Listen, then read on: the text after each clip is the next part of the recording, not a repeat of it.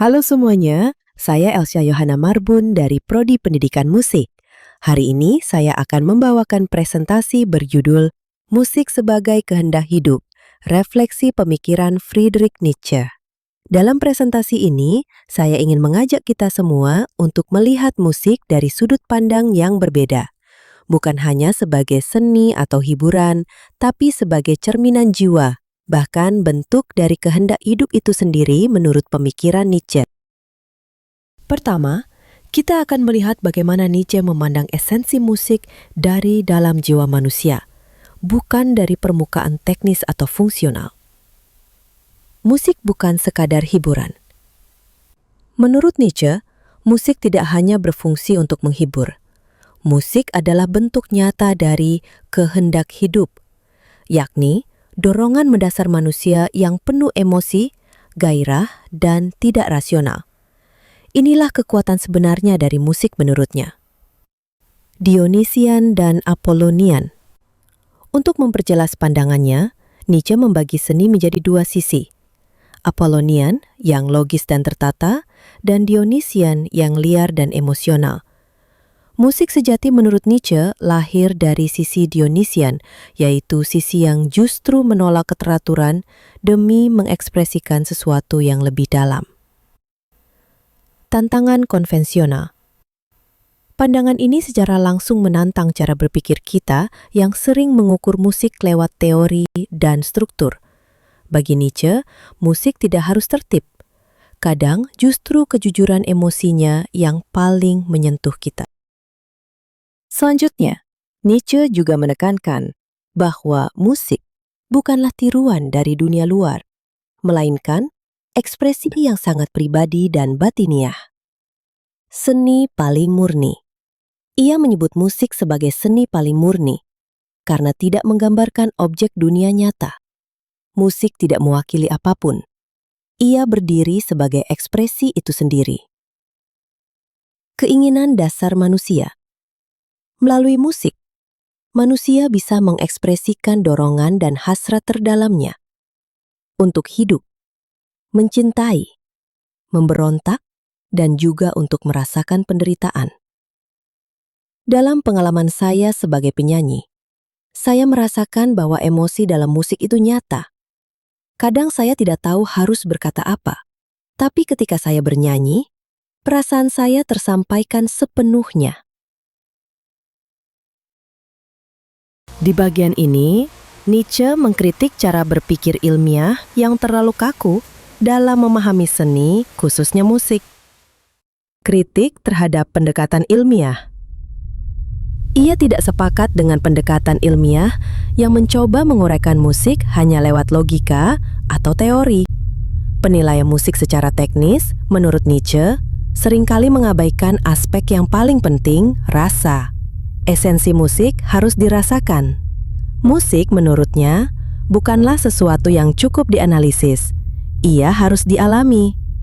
Seperti cinta, musik hanya bisa benar-benar dimengerti jika dirasakan. Maka, teori memang penting, tapi tidak boleh menggantikan pengalaman emosional itu sendiri.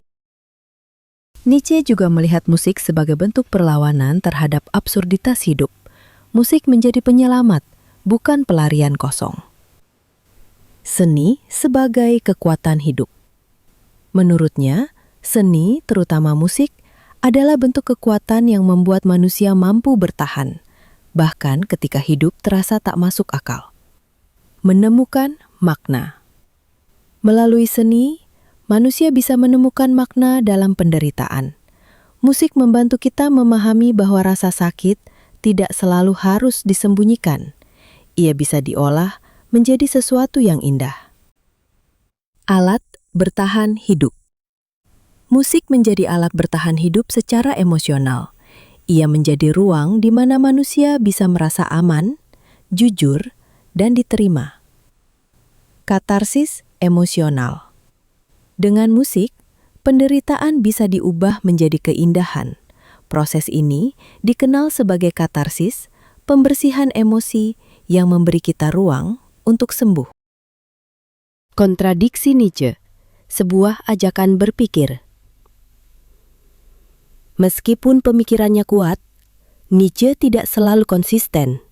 Namun justru di sanalah kita diajak untuk tidak terjebak pada kepastian. Berpikir mandiri. Nietzsche tidak ingin kita menerima semua pendapatnya mentah-mentah.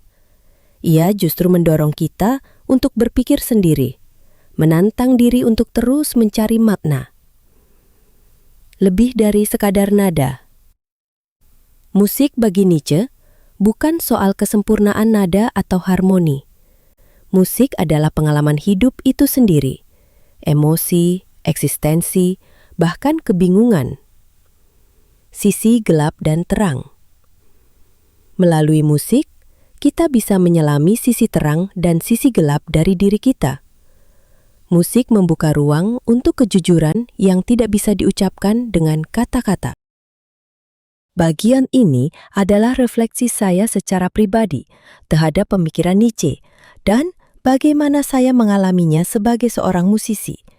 Saya mulai melihat musik bukan hanya sebagai seni yang bisa dinilai dari teknik atau estetika, tapi juga sebagai medium untuk berpikir tentang hidup, tentang rasa, dan tentang konflik dalam diri.